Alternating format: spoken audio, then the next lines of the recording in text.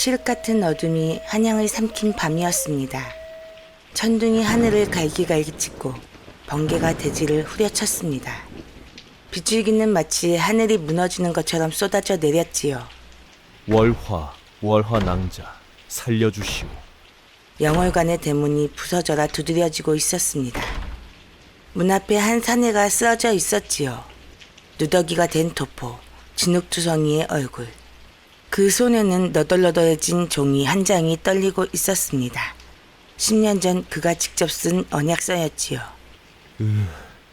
제발 10년 전 우리가 맺었던 그 언약을. 대문이 천천히 열렸습니다. 어둠 속에서 한 여인이 모습을 드러냈지요. 화려한 비단 치마가 바람에 스치는 소리가 났습니다. 그 소리조차 서늘했지요. 영월관의 주인 월화.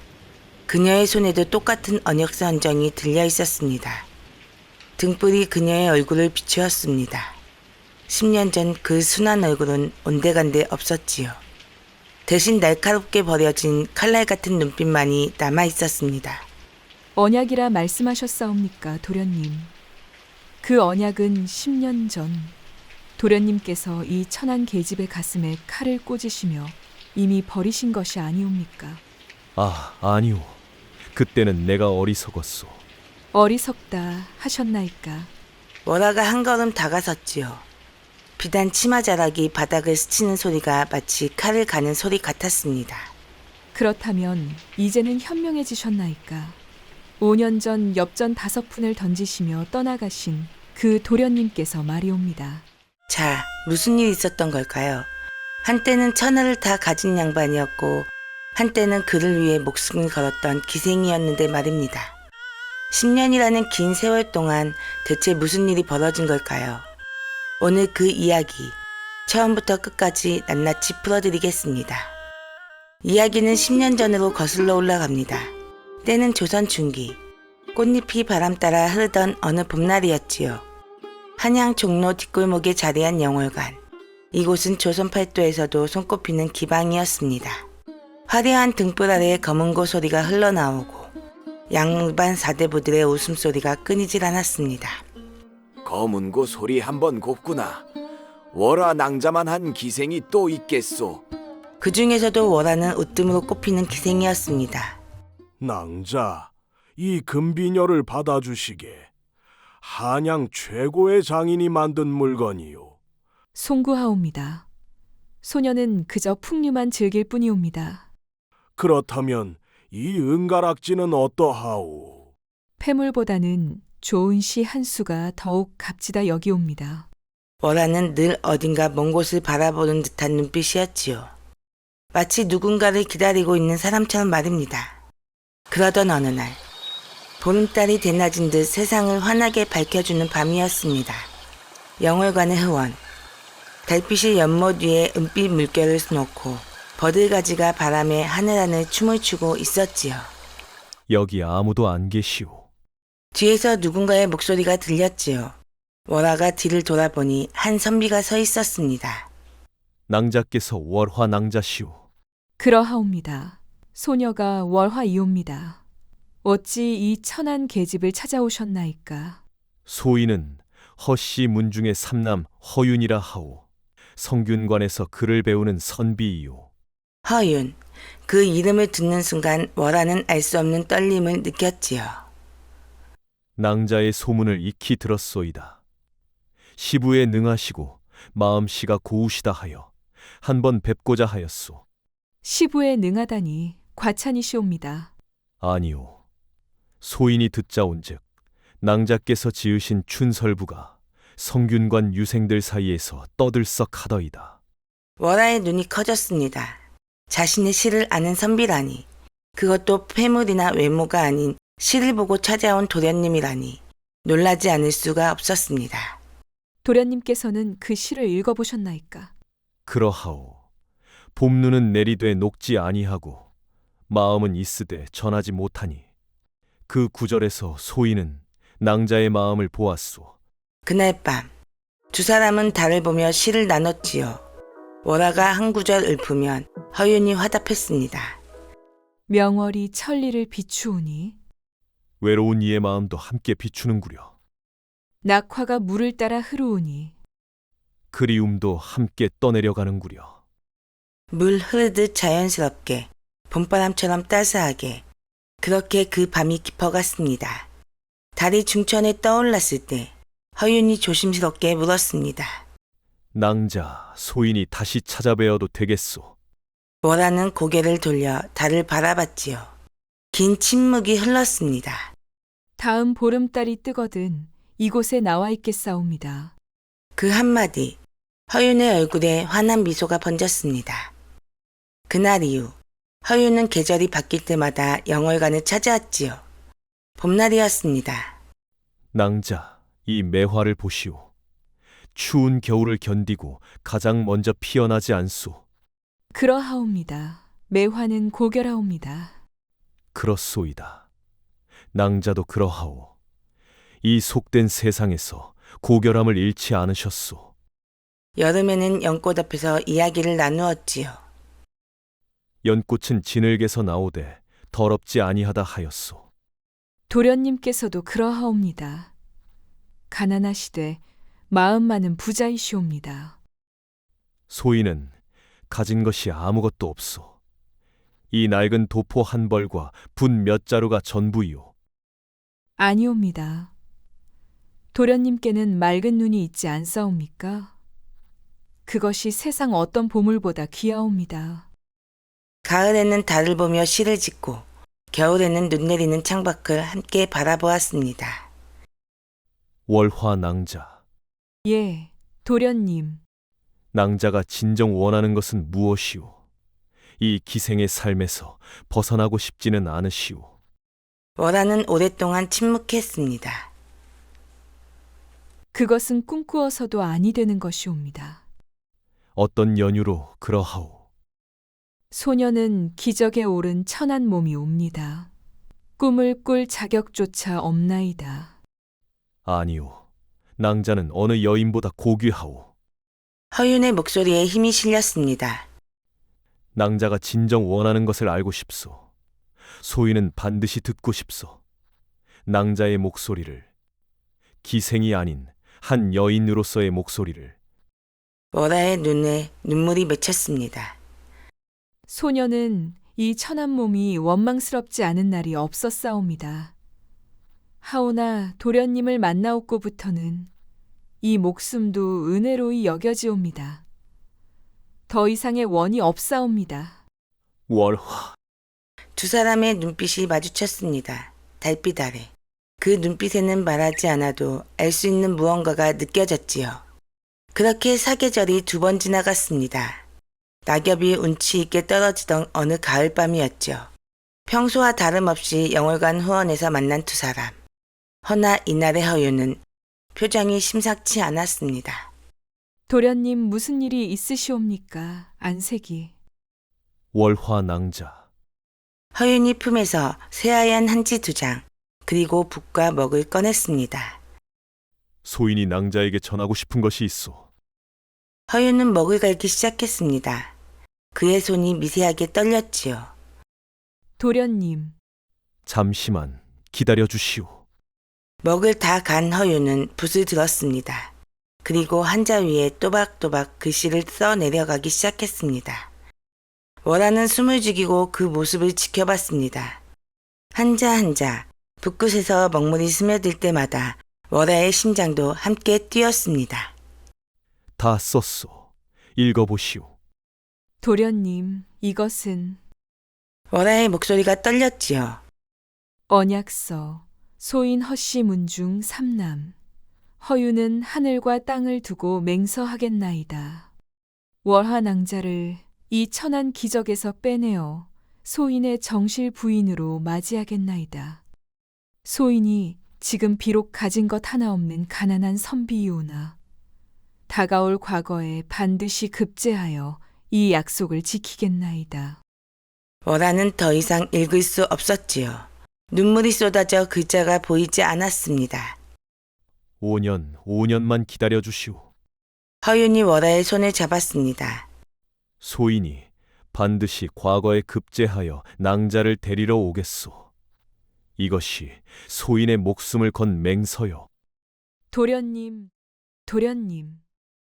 맹자께서 말씀하시길 사람이 사람에게 할 수 있는 가장 큰 약속은 목숨을 걸고 지키는 것이라 하셨소. 허윤은 품에서 인장을 꺼냈습니다. 그리고 자신의 언약서와 월하의 언약서에 똑같이 인장을 찍었습니다. 이 언약서가 바로 소인의 목숨이요. 월하는 언약서를 가슴에 꼭 안았습니다. 소녀가 얼마를 기다려야 하나이까. 5년이요.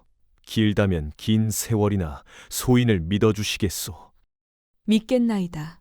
100년이라도 기다리겠나이다.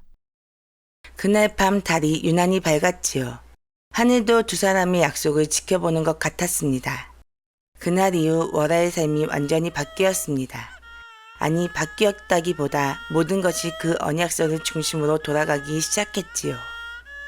월하야, 오늘 손님이 이걸 주고 가셨구나. 금비녀, 고맙사옵니다, 행수님. 이것도 내가 갖도록 하여라.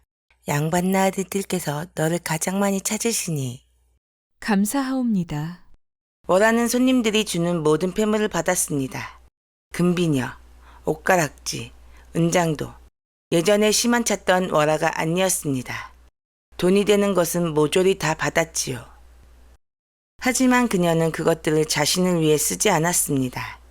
밤이 되면 월하는 혼자 방에 앉아 그 폐물들을 하나씩 꺼냈지요. 이 은비녀는 서책 2억 원은 살 수 있겠구나. 이 옷가락지는 한 달치 방세는 되겠지. 다음날 새벽, 월하는 몰래 시전으로 향했습니다. 허허, 이건 제법 좋은 상급 은비녀 아니오. 은자, 단 양만 주시옵소서. 단양이라 하셨소. 조금 기다리면 7냥은 받을 물건이오. 급전이 필요하여 그러옵니다. 월하는 그렇게 모은 은자를 들고 서적방으로 향했습니다. 아, 월화 낭자, 또 오셨구려. 사서 삼경과 역대 문집, 허시댁 삼남 허윤도련님께 전해주시옵소서. 낭자, 이게 벌써 몇 번째인지 아시오. 이렇게까지 하는 연유가 있소. 소녀에게는 그분이 전부이옵니다. 서적방 주인은 고개를 저었지요. 하지만 월하의 그 눈빛을 보면 차마 말릴 수가 없었습니다. 허나 그로부터 석 달 뒤 뜻밖의 일이 벌어졌습니다. 월화, 큰일 났소. 무슨 급박한 일이오? 허윤도련님이 병이 나셨다 하더이다. 월하의 얼굴이 하얗게 변했습니다. 병이라니. 추운 방에서 글만 읽다 맥을 읽고 쓰러지셨다 하더이다. 약값도 없어서. 월하는 그 자리를 뛰어나갔습니다.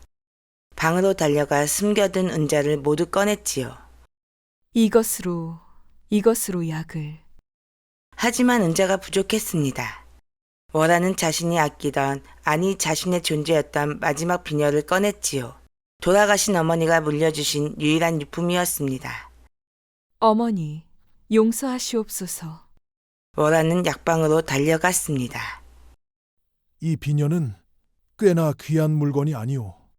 가장 좋은 약으로 지어주시옵소서. 값은 얼마든 드리겠나이다. 그날 밤, 월하는 직접 허윤의 거처로 약을 가져갔습니다. 하지만 문 앞에서 발걸음을 멈추었지요. 소녀가 이 천한 몸이 도련님 앞에 나서면 월하는 약을 문 앞에 조용히 놓고 돌아섰습니다. 그리고 어둠 속으로 사라졌지요. 며칠 뒤, 허윤이 회복했다는 소식이 들려왔습니다. 월하는 멀리서 그 모습을 바라봤습니다. 고맙사옵니다. 정녕 고맙사옵니다. 하지만 월하는 알지 못했습니다. 그날 밤 허윤도 어둠 속에서 그녀를 보고 있었다는 것을요. 월화 고맙소. 그렇게 시간이 흘렀습니다. 책뿐만이 아니었지요. 허윤이 묵을 방세, 붓과 먹, 등잔 기름, 심지어 겨울에 입을 소목까지 월하가 모두 마련했습니다. 월하야, 요즘 너의 얼굴이 왜 그러는 것이냐? 많이 야위었구나. 괜찮사옵니다, 행수님. 사실 월하는 하루에 한 끼도 제대로 먹지 못했습니다. 폐물을 팔아 번 은자는 모두 허윤에게 갔고 자신은 늘 뒷전이었지요. 어느 겨울밤 월화가 또다시 폐물을 팔러 시전으로 향했습니다. 유난히 추운 날이었지요. 눈발이 거세게 날리고 바람이 뼛속까지 파고들었습니다. 춥구나 손이 얼어붙는구나. 월화의 손은 이미 동상에 걸려 갈라지고 피가 배어 나오고 있었습니다. 허나 도련님이 추운 방에서 떨고 계실지 모르오니 월화는 걸음을 멈추지 않았습니다. 그렇게 자신은 내려놓았습니다. 밤이 되면 월화는 언약서를 꺼내 만지고 또 만지었지요. 5년만 기다리면 그 종이는 이제 그녀의 유일한 희망이었습니다. 이 천한 몸에서 벗어나 도련님 곁에 설 수 있나이다. 그렇게 사계절이 1번, 2번, 3번, 4번, 5번 지나갔지요. 월화의 손은 거칠어졌고 얼굴에는 피로가 서렸습니다. 하지만 그 눈빛만은 더욱 밝아졌지요. 희망의 빛이었습니다. 그리고 마침내 약속한 5번째 봄이었습니다. 급제자가 나왔소이다. 누가 급제를 하였소? 허씨 집안 삼남 도련님이 급제하셨다더이다. 허윤 선비 말이오, 그 가난한 집안 맞소? 그렇다더이다. 그것도 장원급제라 하지 않소. 개천에서 용났으니 한바탕 떠들썩하겠소이다. 월화가 그 소식을 들은 건 시전에서 폐물을 팔고 돌아오는 길이었습니다. 아, 월화 낭자가 뒷바라지 하시던 그 선비 양반, 과거에 급제하셨다지 않소이까. 월화의 세상이 멈추었습니다. 정령 급제하셨나이까. 그러하오. 장원급제라 하더이다. 이제 낭자도 고생 끝난 거 아니겠소. 축하하오. 그동안 그리 고생한 보람이 있소. 월화는 그 자리에서 무릎이 꺾일 뻔했습니다. 5년, 정확히 5년하고 20날, 그 긴 세월이 마침내 끝이 났습니다. 도련님께서 월화는 영월관으로 뛰어갔습니다. 숨이 차올랐지만 멈출 수 없었지요. 방으로 들어가 문을 닫았습니다. 그리고 떨리는 손으로 언약서를 꺼냈지요. 5년 동안 단 한 번도 펼쳐보지 않았던, 아니 너무 귀에 펼쳐보지도 못했던 그것을 말입니다. 5년 안에 반드시 급제하여 이 언약을 지키겠나이다. 월화의 눈에서 눈물이 쏟아졌습니다. 도련님, 지키셨나이다. 정령 지키셨나이다. 그날 밤 월화는 영월관의 모든 손님을 거절했습니다. 월화야, 오늘은 어찌하여 손님을 받지 않는 것이냐? 오늘만은 소녀 혼자 있고 싶사옵니다. 월화는 창문을 열고 하늘을 향해 절을 올렸습니다. 감사옵니다. 하늘이시여, 감사옵니다. 이제 소녀도 사람이 될 수 있나이다. 그날 밤 월화는 처음으로 편안하게 잠들었지요. 5년 만에 처음으로 악몽을 꾸지 않았습니다. 허나 세상은 그리 호락호락하지 않았습니다. 아니 운명이 때로는 너무나 잔인합니다. 급제 소식 이후 월화는 날마다 설레는 마음으로 허윤을 기다렸지요. 새 옷을 입고 머리를 곱게 빗고 향을 피웠습니다. 도련님께서 오시면 무슨 말씀을 드려야 하나이까? 월화야, 허윤 도련님께서 오셨느니라. 월화의 심장이 터질 듯 뛰었습니다. 도련님께서 오셨나이. 하지만 월화의 말이 끝까지 나오지 못했습니다. 허윤의 옆에 다른 사람이 있었지요. 혼서지를 전달하는 설이었습니다. 허씨댁 삼남 허윤도련님께서 이조판서 댁과의 혼례가 보름 뒤로 정해졌소이다. 혼정을 알리는 설이. 그 손에는 화려한 혼서지가 들려 있었습니다. 도련님, 저것은... 허윤이 월화를 바라보았습니다. 그 눈빛이 달랐습니다. 5년 전 그 따뜻했던 눈빛이 아니었지요. 차갑고 냉정하고 거만했습니다. 마치 낯선 사람을 보는 듯한 눈빛이었지요. 월화, 그 목소리마저 달라져 있었습니다. 그간 신세 많이 졌소. 도련님, 허윤은 화려한 비단도포를 입고 있었지요. 금으로 수놓은 항문양이 햇빛에 반짝였습니다. 소인은 이미 이조판서 대감댁의 영예와 혼정을 맺었소. 꽝! 천둥이 월화의 머리를 내려쳤습니다. 월화가 떨리는 손으로 품에서 언약서를 꺼냈습니다. 5년 동안 가슴에 품고 살았던 그것을. 5년 전 이 맹서는 어찌 되는 것이옵니까? 낭자를 이 천한 기적에서 빼내어 소인의 정실 부인으로 맞이하겠나이다. 이것은 도련님께서 직접 쓰신 언약서이옵니다. 허윤은 월화가 들고 있던 언약서를 낚아치며 차갑게 쏘아붙였습니다. 하! 정신을 차리시게, 월화! 그대는 천한 기생이 아니더냐? 도련님, 어찌 감히 사대부 집안의 안방을 넘본다는 말이오? 월화의 얼굴이 하얗게 변했습니다. 그것은 그때의 일일 뿐이오. 그때의 일, 지금은 상황이 다르지 않소. 소인은 이제 판서의 사위가 될 몸이오. 기생 따위와 맺은 약속을 어찌 지킬 수 있겠소? 기생 따위. 월화의 세상이 무너졌지요. 5년의 기다림이, 헌신이, 눈물이 단 한마디로 무너졌습니다. 도련님, 소녀가 5년간 무엇을 하였는지 아시나이까? 월화의 목소리가 떨렸지요. 소녀가 받은 폐물을 모두 팔아 도련님께 서책을 보내고 방세를 보내고 붓과 먹을 보내고. 그만하시게. 허윤이 손을 들어 월화의 말을 끊었습니다. 소인이 그것을 알아야 할 연유라도 있소. 찰나의 침묵, 그 침묵이 월화의 가슴을 갈기갈기 찢어 놓았습니다. 소인이 과거에 급제한 것은 소인의 능력이요. 그대가 무엇을 하였든 그것은 그대가 스스로 선택한 일이 아니었소. 도련님, 더 이상 소인을 찾지 마시오. 이것은 그간의 수고에 대한 값이오. 허윤이 품에서 무언가를 꺼냈습니다. 엽전 하나가 바닥에 떨어졌지요.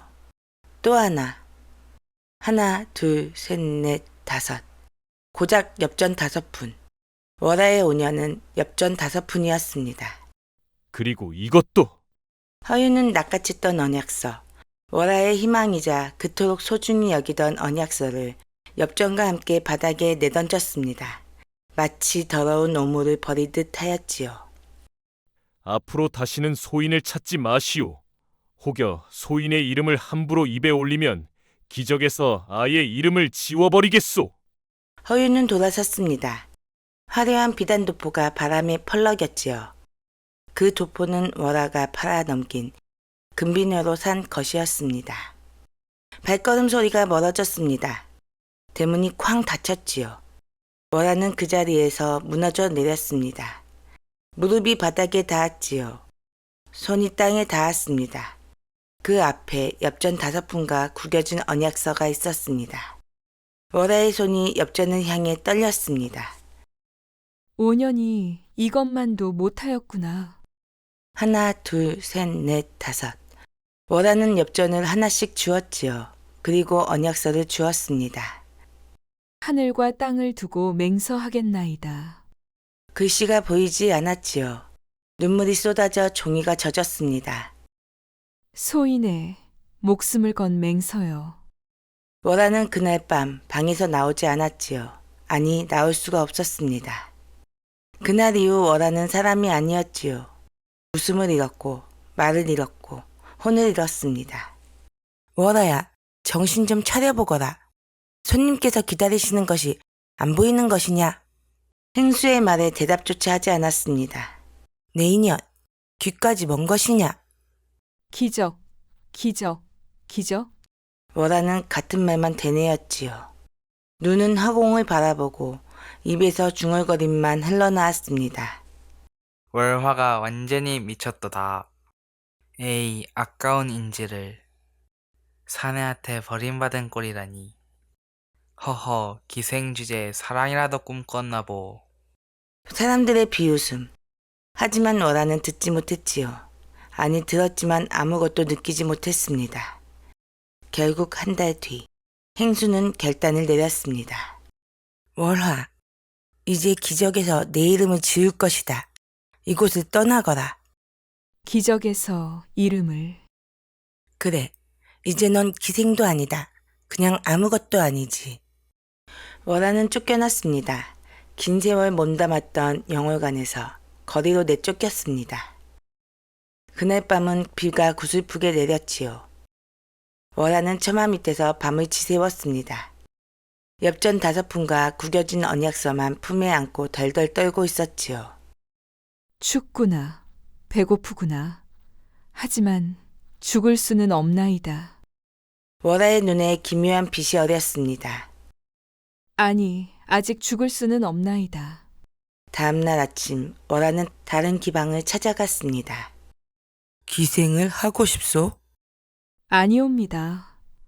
허드렛 일이라도 물깃기, 방 청소, 무엇이든 하겠나이다.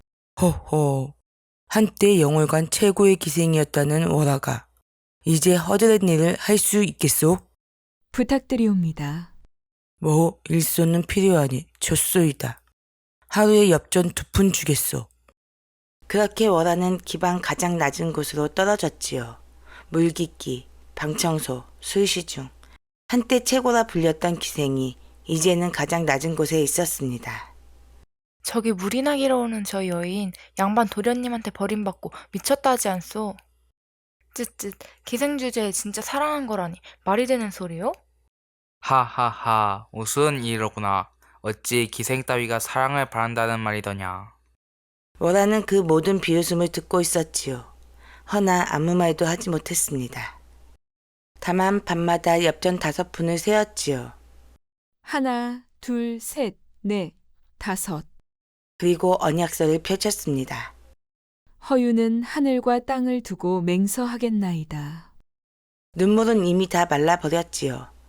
대신 그 눈빛에는 다른 것이 차올랐습니다. 차가운 얼음 같은, 그리고 날카로운 무엇이 가득했습니다. 그렇게 또 5년이 흘렀습니다. 월화는 여전히 허드렛 일을 하고 있었지요. 하지만 그녀는 변하고 있었습니다. 어느 새벽, 월화가 우물에서 물을 깃다가 물에 비친 자신의 얼굴을 보게 되었지요. 이게 나란 말인가? 야위고 거칠고 귀신 같은 처참한 얼굴. 이렇게 무너져 있는 것은 복수가 아니로구나. 월화의 눈빛이 변했지요. 진정한 복수는 내가 다시 일어서는 것이로다. 노자 도덕경에서 말씀하시길 천하의 가장 부드러운 것이 천하의 가장 굳센 것을 이긴다 하셨지요. 월화는 그 말을 믿기로 했습니다. 그날부터 월화는 달라졌지요. 허드렛 일은 하면서도 눈을 떴습니다. 귀를 열었지요. 사람들을 관찰했습니다. 저 양반은 노름을 좋아하는구나. 저 상인은 빚이 많구나. 저 기생은 비밀을 간직하고 있구나. 월화는 조금씩 소문을 모았지요. 그리고 그것을 이용했습니다. 어느 날 저녁, 한 상인이 기방 뒤편에서 월화를 불렀습니다. 이보시오, 잠시 이리 와보시오. 무슨 일이 시옵니까, 나으리? 네, 듣자오니 그대가 이 기방 소문에 발달하다이다. 그저 일하다 보면 듣게 되옵니다. 저 김부자 상인 말이오. 그자가 다음 달에 큰 장사를 한다 하더이다. 과연 그 일이 성취되겠소? 월화는 잠시 생각했지요. 며칠 전 우연히 들은 이야기가 떠올랐습니다. 실패할 것이옵니다. 그것을 어찌 아시오? 그 양반택 하인이 며칠 전 술에 취해 말하길 배에 실을 물건이 이미 상했다 하였사옵니다. 그것이 정녕 사실이란 말이오? 소녀는 거짓말하지 않사옵니다. 좋소, 이 은자 항량을 주겠소. 앞으로도 들은 바 있으면 내게 전해주시오. 한 달 뒤, 김부자 상인은 정말로 큰 손해를 봤습니다. 소문이 퍼졌습니다. 기방의 물길이 여인이 참 기이하더라. 그 여인의 말이 모조리 다 맞더이다. 사람들이 월화를 찾아오기 시작했습니다. 기방 뒤편에서 은밀히 월화는 그들에게 소문을 팔았습니다. 엽전 한 푼 두 푼씩 모았지요. 그리고 은자를 조금씩 모아 새벽 시간 조용히 작은 장사를 시작했습니다. 이 비단은 다음 달 2배로 오를 것이옵니다. 내가 무얼 아느냐? 소녀는 듣는 것이 많사옵니다. 월하는 가진 은자로 비단을 샀습니다. 그리고 한 달 뒤 정말로 그 비단을 2배의 값으로 받았지요. 허나 그로부터 석 달 뒤 뜻밖의 일이 벌어집니다. 월아 무슨 연유이옵니까? 방금 어떤 양반이 기방 행수께 일러바치더이다. 내가 기방 뒤편에서 장사를 한다며 당장 내치라 하더이다. 월하의 눈빛이 순간 날카로워졌습니다. 그가 누구였사옵니까? 박부자 양반이라 하더이다. 내가 그 양반의 비리를 소문냈다 하며 크게 노하셨다 하더이다. 월하는 알았습니다. 자신이 조금씩 일어서는 것을 누군가 짓밟으려 한다는 것을. 알겠사옵니다. 그날 밤 월하는 혼자 앉아 깊은 생각에 잠겼습니다.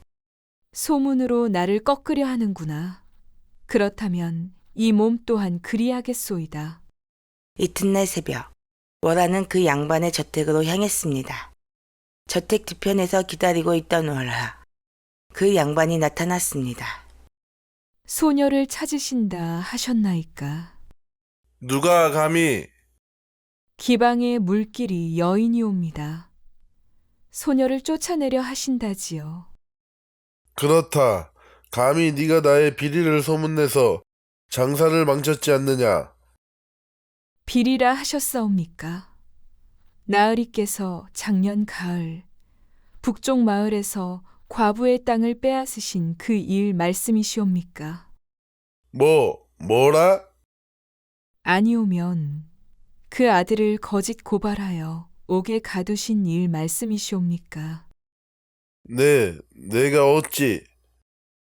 소녀는 듣는 것이 많사옵니다. 이 소문이 관가에 전해지면 나으리의 목이 어찌 되겠사옵니까? 악덕 양반의 얼굴이 하얗게 변했습니다. 그것이? 다시는 소녀를 건드리지 마시옵소서. 그러하면 소녀도 입을 다물겠나이다. 하오나 만약 소녀가 이 기방에서 쫓겨난다면 그날이 바로 나으리께서 관가로 끌려가시는 날이 될 것이옵니다. 월하는 돌아섰습니다. 그날 이후 그 양반은 다시 나타나지 않았습니다. 월화, 네가 어찌 그리 해결했다는 말이더냐? 세상에는 2가지 칼이 있다 하더이다. 새로 만든 칼과 말로 만든 칼. 소녀는 후자를 택했을 뿐이오. 그날 이후 월하를 함부로 대하는 사람은 없었습니다. 그렇게 한 푼 두 푼, 한 냥 두 냥. 월하는 은자를 모았습니다. 낮에는 허드렛 일을 하고 밤에는 소문을 팔고 새벽에는 작은 장사를 했습니다. 월화 낭자, 소인이 듣자하니 낭자께서 물건의 값을 귀신같이 알아맞힌다 하더이다. 그리한 소문이 있사옵니까? 이 비취 가락지의 값을 맞춰주시겠소? 월하는 비취를 손에 들었지요. 오래도록 살폈습니다. 가품이옵니다. 하오나 정교하게 만든 가품이옵니다. 진품으로 속일 수는 있겠나이다. 어찌 아셨소? 보면 알 수 있사옵니다. 그날 이후 월하의 명성은 더욱 높아졌습니다. 저 여인은 귀신이로구나. 물건만 보아도 값을 알아맞힌다 하더이다. 사람의 속마음도 꿰뚫어 본다 하더이다. 귀신이라. 그 말이 맞았습니다. 월하는 이미 귀신이 되어 있었습니다. 사람의 탈을 쓴 복수의 귀신. 그러는 사이 그녀의 눈빛은 점점 더 날카로워졌지요. 마치 칼날처럼 말입니다. 헌신적으로 허윤을 뒷바라지한 5년. 그리고 처절히 배신당한 그로부터 정확히 5년이 지났습니다. 그렇게 월하의 10년 세월이 흘렀지요. 어느 날 월하는 영월관 앞에 섰습니다. 5년 전 쫓겨났던 그곳. 망해가는구나. 영월관은 이제 예전의 화려함을 잃었지요. 등불도 어둡고 손님도 없었습니다. 월화는 안으로 들어갔지요. 누구시오? 기방 행수도 월화를 알아보지 못했습니다. 5년 전 이곳에서 쫓겨난 월화이옵니다. 월화? 그 월화? 그러하옵니다. 무슨 연유로? 월화는 품에서 두툼한 주머니를 꺼냈습니다. 은자가 가득 든 주머니였지요. 이 영월관을 사고자 하옵니다. 지금 뭐라 하였느냐?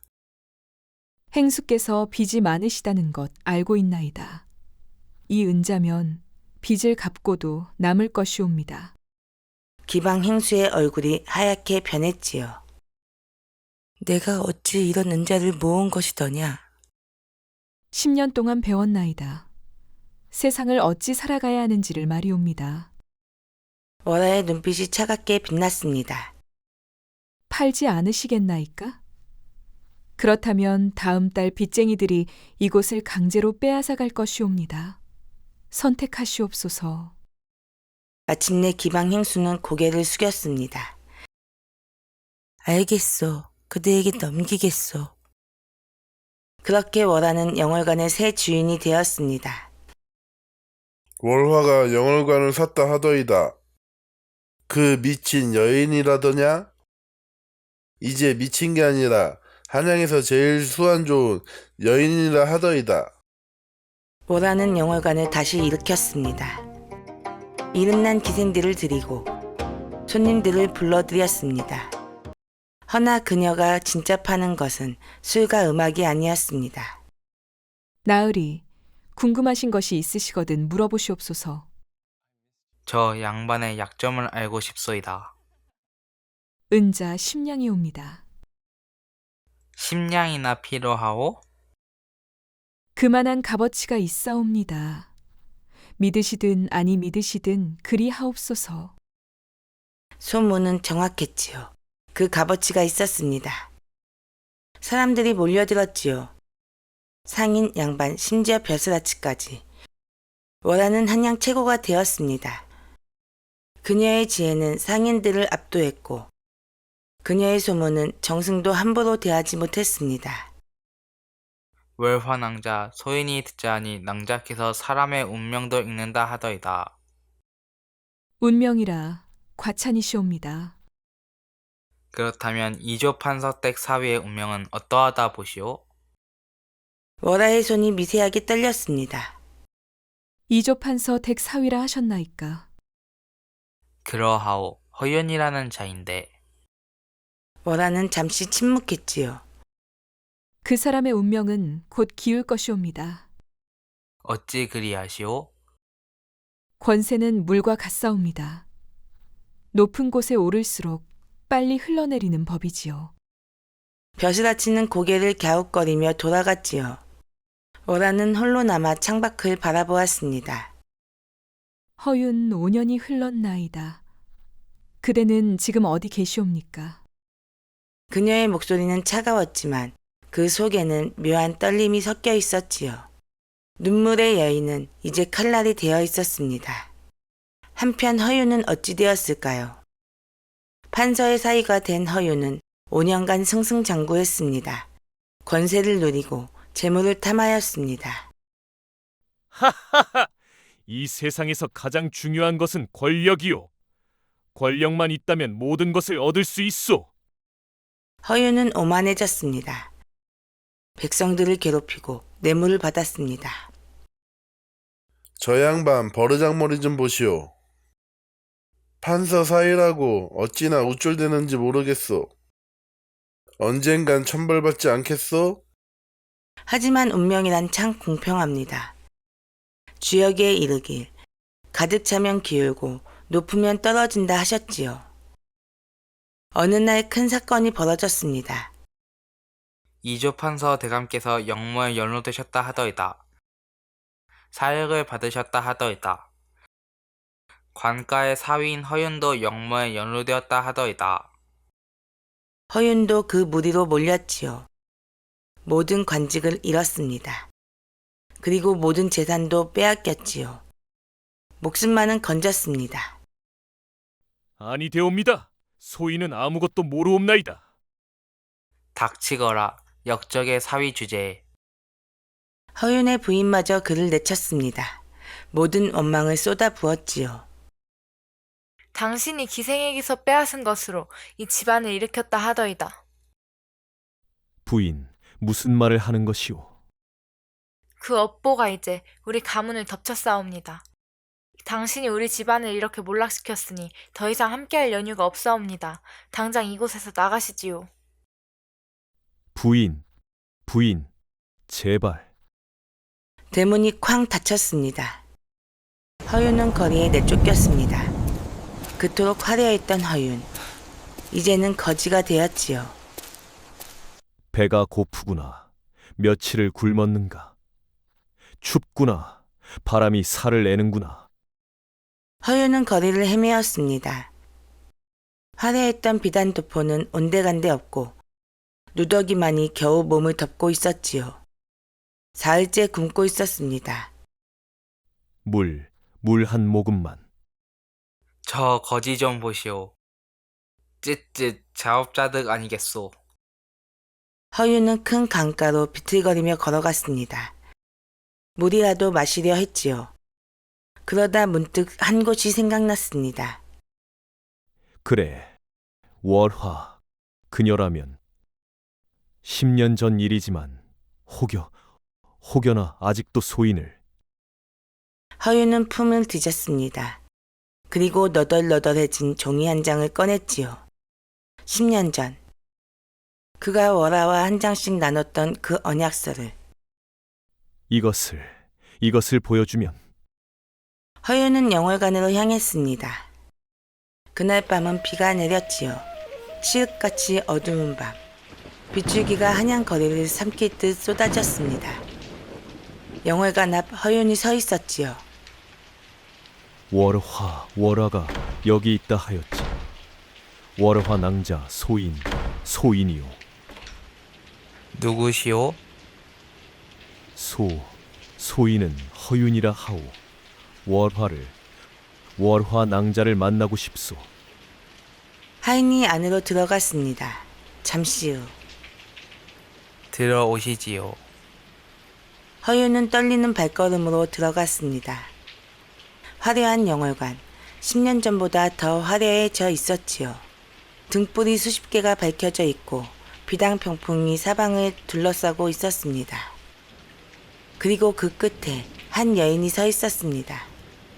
화려한 비단 옷을 입고 머리에는 값비싼 비녀를 꽂았지요. 월화였습니다. 하지만 10년 전 그 순한 월화가 아니었지요. 얼굴은 여전히 아름다웠지만 그 눈빛은 얼음처럼 차가웠습니다. 도련님, 월화가 입을 열었습니다. 5년 만이옵니다. 월화 낭자. 허윤이 무릎을 꿇었지요. 소인을 살려주시오, 제발. 살려달라 하셨나이까. 월화의 목소리에는 아무 감정이 없었습니다. 10년 전 우리가 맺었던 그 언약을 아직도 기억하고 있지 않소이까? 허윤이 떨리는 손으로 품에서 무언가를 꺼냈습니다. 낡고 구겨진 종이 한 장, 그 언약서.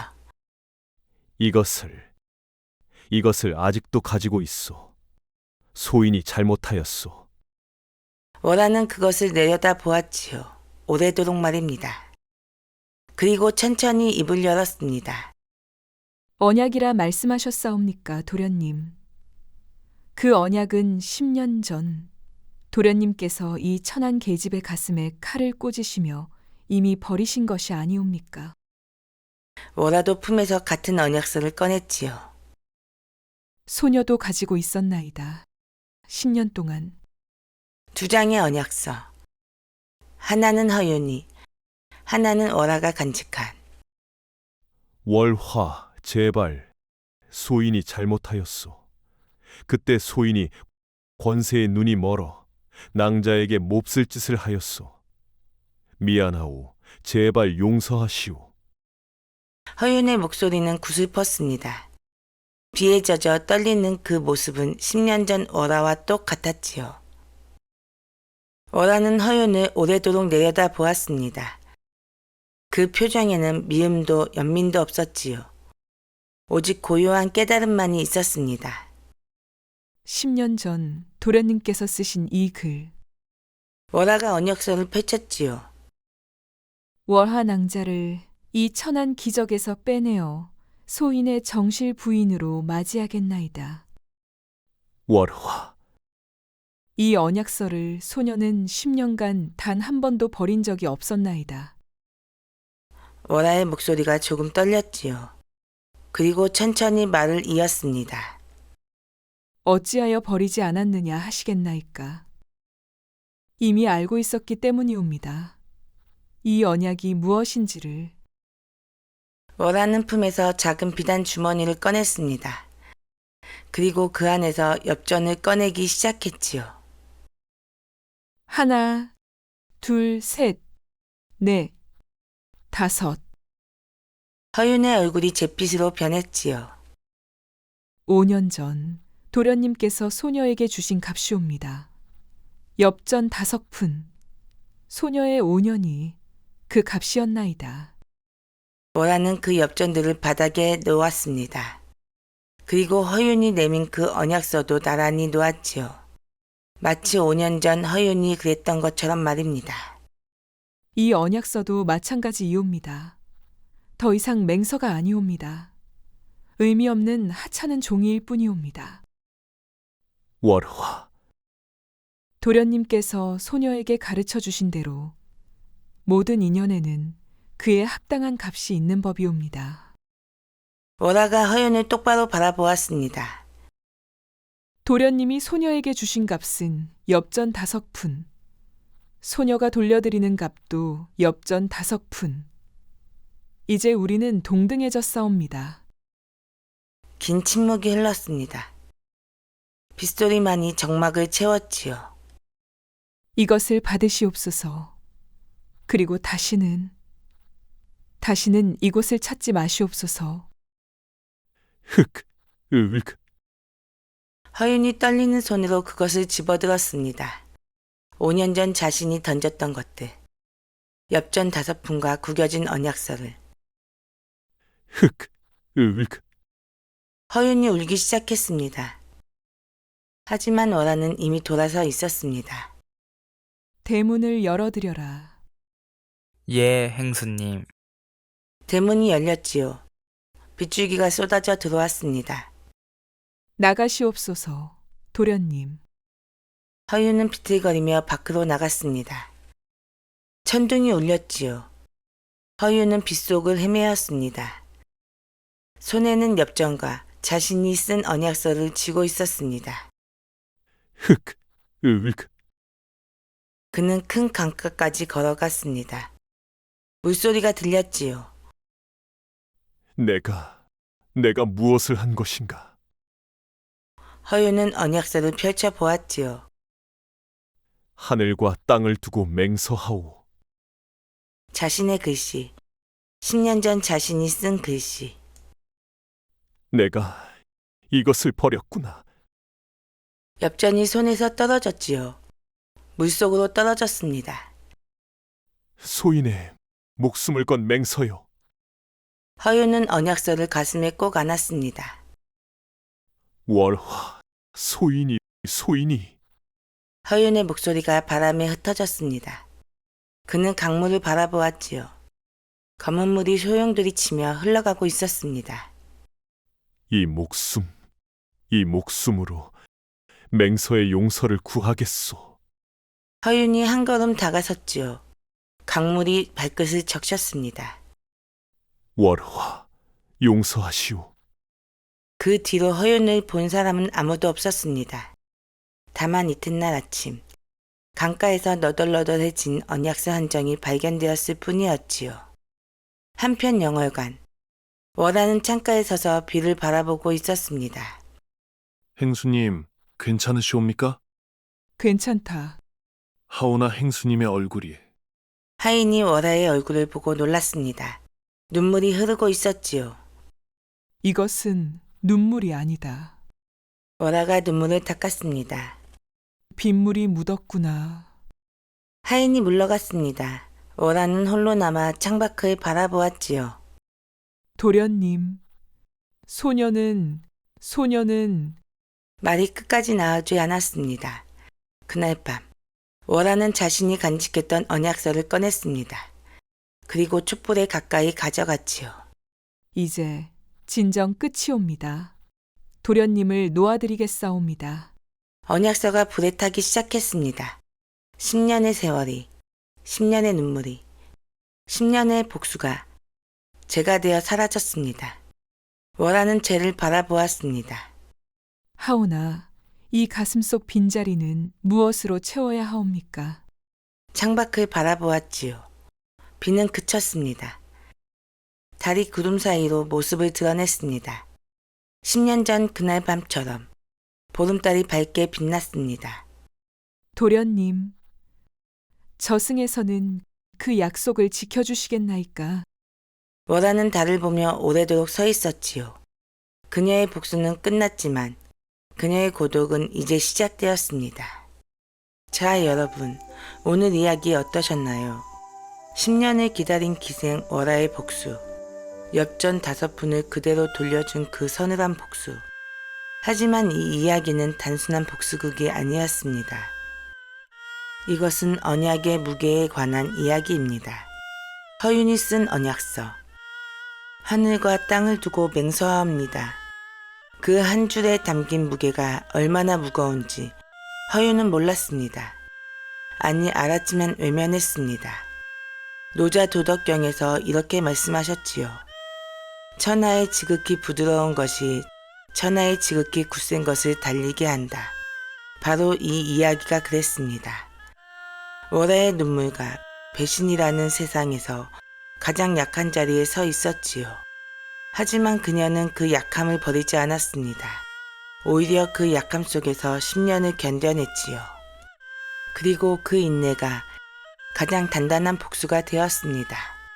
반면 허윤은 권세와 재물이라는 세상에서 가장 강해 보이는 것을 쫓았습니다. 하지만 그 기반이 무너지자 그에게 남은 것은 아무것도 없었습니다. 진정한 강함이란 무엇일까요? 누군가를 부러뜨리는 힘이 아닌 부러지지 않는 인내입니다. 그리고 그 인내 속에서 피어나는 지혜지요. 주역에서 이르길 궁즉통 통즉구라 하셨지요. 궁지에 몰렸을 때 비로소 길이 열리고 길이 열리면 오래 간다는 뜻이지요. 월화는 버려진 궁지에서 단순한 복수를 택하지 않았고 그녀는 자신의 삶을 되찾는 길을 택했지요. 그 과정에서 운명의 주인이 되었습니다. 그리고 여기서 한 가지 더 생각해 보세요. 월화가 허윤에게 똑같이 엽전과 언약서를 돌려준 것. 이것은 단순한 복수가 아닌 세상의 균형을 맞추는 행위였습니다. 버려진 것이 다시 돌아오고 배신이 인과로 돌아오는 것이지요. 맹자께서 말씀하시길 하늘이 사람에게 내리는 것은 그 사람이 행한 대로 돌아온다 하셨으니 이것이 바로 운명의 법칙입니다. 월화는 허윤을 칼로 베지 않았지요. 폭력으로 복수하지 않았습니다. 다만 그가 자신에게 했던 것을 똑같이 돌려주었을 뿐이었지요. 그것이 가장 완벽한 복수였습니다. 허윤 스스로 자신의 죄를 깨닫게 만들었기 때문이지요. 복수란 상대를 파괴하는 것이 아닌 상대가 스스로 자신의 잘못을 깨닫고 무너지게 하는 것입니다. 그것이 진짜 복수지요. 하지만 여기서 우리가 놓치지 말아야 할 것이 있습니다. 월화는 과연 행복했을까요? 복수를 완성한 그녀는 과연 마음이 평화를 얻었을까요? 언약서를 불에 태우며 그녀가 흘린 눈물. 그것은 기쁨의 눈물이었을까요? 아니면 슬픔의 눈물이었을까요? 복수는 완성되었지만 10년이라는 세월은 돌아오지 않습니다. 순수했던 마음도 사랑했던 그 시절도 다시는 돌아오지 않습니다. 이것이 복수의 대가지요. 복수를 완성하는 순간 복수하는 사람도 무언가를 잃게 되는 법이지요. 월화는 복수를 완성했지만 그녀의 청춘도 함께 사라졌습니다. 여러분도 살아가시면서 수많은 인연을 맺으시겠지요? 그 인연들을 대할 때 기억하시기 바라겠습니다. 작은 친절도 언젠간 큰 복으로 돌아오고 작은 배신도 언젠간 큰 화로 돌아온다는 것을요. 월화의 마지막 선택. 여러분이라면 과연 어떤 선택을 하셨을까요? 용서하셨을까요? 아니면 더 큰 복수를 하셨을까요? 댓글로 여러분의 생각을 들려주세요.